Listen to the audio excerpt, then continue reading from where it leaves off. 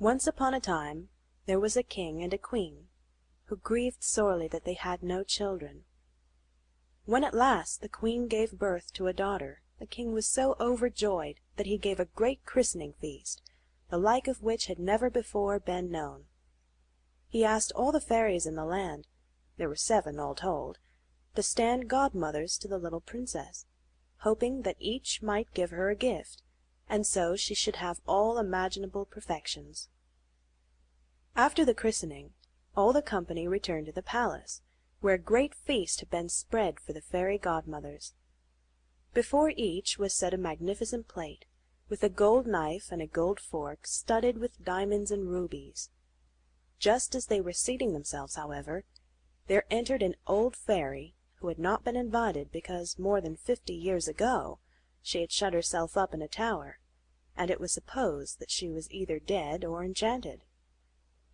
The king ordered a cover to be laid for her, but it could not be a massive gold one like the others, for only 7 had been ordered made.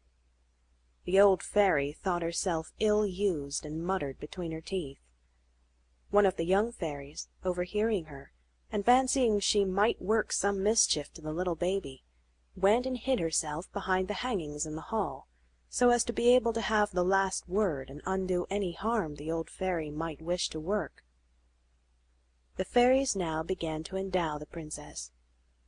The youngest, for her gift, decreed that she should be the most beautiful person in the world. The next, that she should have the mind of an angel. The third, that she should be perfectly graceful. The fourth, that she should dance admirably well. The fifth, that she should sing like a nightingale. The sixth, that she should play charmingly upon every musical instrument. The turn of the old fairy had now come, and she declared, while her head shook with malice, that the princess should pierce her hand with a spindle and die of the wound. This dreadful fate threw all the company into tears of dismay, when the young fairy, who had hidden herself, came forward and said, "Be of good cheer, king and queen, your daughter shall not so die. It is true I cannot entirely undo what my elder has done. The princess will pierce her hand with a spindle, but instead of dying, she will only fall into a deep sleep. The sleep will last 100 years, and at the end of that time, a king's son will come to wake her."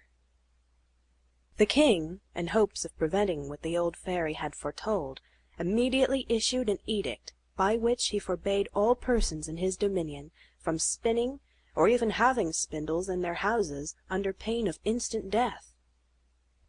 Now 15 years after the princess was born, she was with the king and queen at one of their castles, and as she was running about by herself, she came to a little chamber at the top of a tower, and there sat an honest old woman spinning, for she had never heard of the king's edict. "What are you doing?" asked the princess. "I am spinning, my fair child," said the old woman, who did not know her. "How pretty it is!" exclaimed the princess. "How do you do it? Give it to me that I may see if I can do it." She had no sooner taken up the spindle than, being hasty and careless, she pierced her hand with the point of it, and fainted away. The old woman, in great alarm, called for help. People came running in from all sides. They threw water in the princess's face, and did all they could to restore her, but nothing would bring her to. The king, who had heard the noise and confusion, came up also, and remembering what the fairy had said, he had the princess carried to the finest apartment, and laid upon a richly embroidered bed. She lay there in all her loveliness, for the swoon had not made her pale. Her lips were cherry ripe, and her cheeks ruddy and fair. Her eyes were closed, but they could hear her breathing quietly. She could not be dead. The king looked sorrowfully upon her. He knew that she would not awake for 100 years. The good fairy, who had saved her life and turned her death into sleep, was in the kingdom of Mataquin, 12,000 leagues away, when this happened. but she learned of it from a dwarf who had a pair of 7-league boots, and instantly set out for the castle, where she arrived in an hour, drawn by dragons in a fiery chariot. The king came forward to receive her, and showed his grief. The good fairy was very wise, and saw that the princess, when she woke, would find herself all alone in that great castle, and everything about her would be strange. So this is what she did. She touched with her wand everybody that was in the castle, except the king and queen. She touched the governesses, maids of honor, women of the bedchamber, gentlemen, officers, stewards, cooks, scullions, boys, guards, porters, pages, footmen. She touched the horses in the stable with their grooms, the great mastiffs in the courtyard, and even little Poost, the tiny lapdog of the princess, that was on the bed beside her. As soon as she had touched them, they all fell asleep, not to wake again until the time arrived for their mistress to do so, when they would be ready to wait upon her.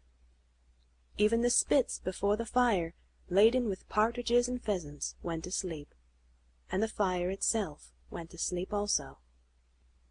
It was the work of a moment. The king and queen kissed their daughter farewell, and left the castle, issuing a proclamation that no person whatsoever was to approach it. That was needless, for in a quarter of an hour there had grown up about it a wood so thick and filled with thorns that nothing could get at the castle, and the castle top itself could only be seen from a great distance. 100 years went by, and the kingdom was in the hands of another royal family. The son of the king was hunting one day, when he discovered the towers of the castle above the tops of the trees, and asked what castle that was. All manner of answers were given to him.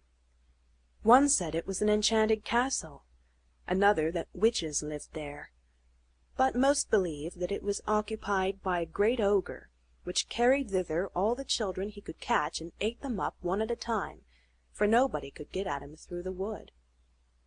The prince did not know what to believe, when finally an old peasant said, "Prince, it is more than 50 years since I heard my father say that there was in that castle the most beautiful princess that ever was seen, that she was to sleep for 100 years, and to be awakened at last by the king's son, who was to marry her."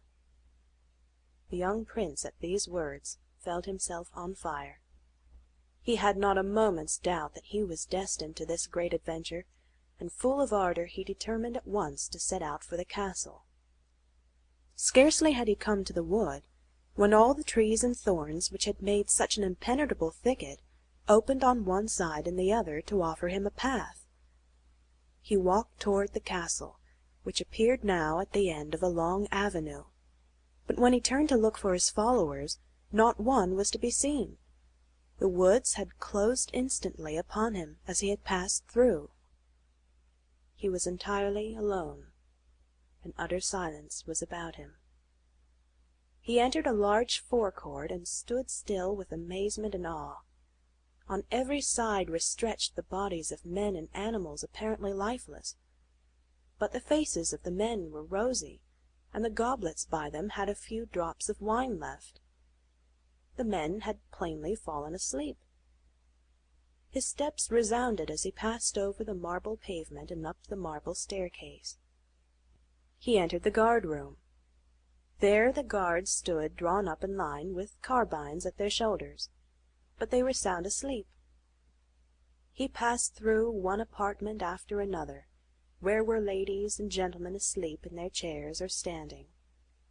He entered a chamber covered with gold, and saw on a bed, the curtains of which were drawn, the most lovely sight he had ever looked upon. A princess, who appeared to be about 15 or 16, and so fair that she seemed to belong to another world. He drew near, trembling and wondering, and knelt beside her. Her hand lay upon her breast, and he touched his lips to it. At that moment, the enchantment being ended, the princess awoke, and looking drowsily and tenderly at the young man, said, "Have you come, my prince? I have waited long for you." The prince was overjoyed at the words, and at the tender voice and look, and scarcely knew how to speak. But he managed to assure her of his love, and they soon forgot all else as they talked and talked. They talked for 4 hours, and had not then said half that was in their heads to say. Meanwhile all the rest of the people in the castle had been awakened at the same moment as the princess, and they were now extremely hungry. The lady-in-waiting became very impatient, and at length announced to the princess that they all waited for her. Then the prince took the princess by the hand. She was dressed in great splendor, but he did not hint that she looked as he had seen pictures of his great-grandmother look. He thought her all the more charming for that. They passed into a hall of mirrors, where they supped, attended by the officers of the princess. The violins and hautboys played old but excellent pieces of music, and after supper, to lose no time, the grand almoner married the royal lovers in the chapel of the castle. When they left the castle the next day to return to the prince's home, they were followed by all the retinue of the princess. They marched down the long avenue, and the wood opened again to let them pass. Outside they met the prince's followers, who were overjoyed to see their master. He turned to show them the castle, but behold, there was no castle to be seen, and no wood. Castle and wood had vanished. But the prince and princess went gaily away, and when the old king and queen died, they reigned in their stead.